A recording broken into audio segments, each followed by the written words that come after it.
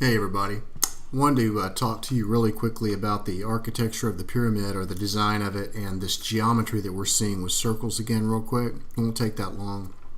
If you remember, I showed you this diagram, something very similar to it, showing these circles and how they are tangent to the slopes of the pyramid, for example, how some of these circles measure the depth of the casing stones and stuff like this.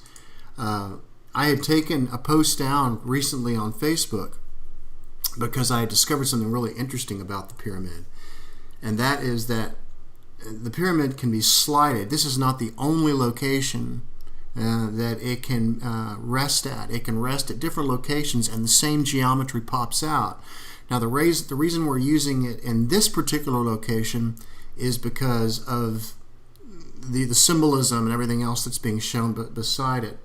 But for example, if I were to take this pyramid and move it, say, let's just find a good little place right here real quick. Okay, here's a good one.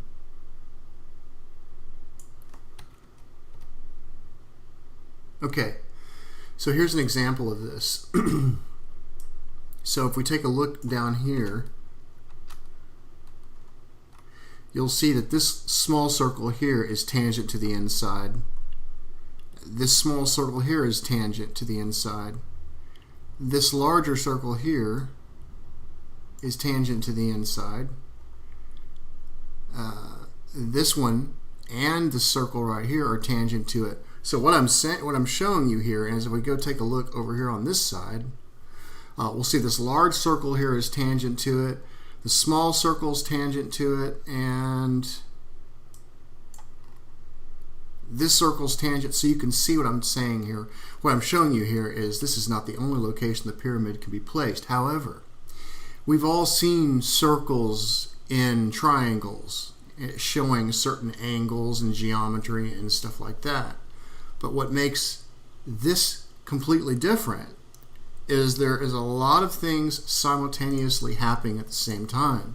For example, we have the larger circles here, for example, having the slope of the pyramid. They actually have the pyramid resting on top of it, while at the same time these small circles here are also doing the same thing, and the ones right above it are measuring the casing stones. So what I'm showing you here is that the depth of the casing stones and how they were decided to be that depth were decided for a particular reason. They were obviously based off sacred geometry and stuff like that, but I think that they were based off circles, and they were based off concentric circles, because we see that this concentric circle design and this particular pattern, and it may be a pattern very close to it, but it was obviously some kind of a pattern that was used, because otherwise, all of these things would not happen simultaneously like that.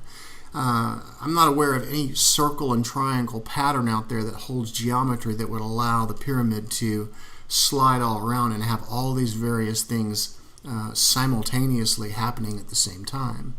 So circles and triangles are great for geometry, and that's what we see them as, but we always see it as something very simple.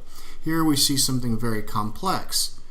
We see all of these tangents happening at the same time, and we see that the design of the pyramid, such as the width of the casing stones, seemed to confirm that something like this pattern was being used. So I just wanted to show that to you guys real quick, and I'll post an image out on Google Plus for you guys, and I'll put it in the description area. You guys take care. Talk to you soon.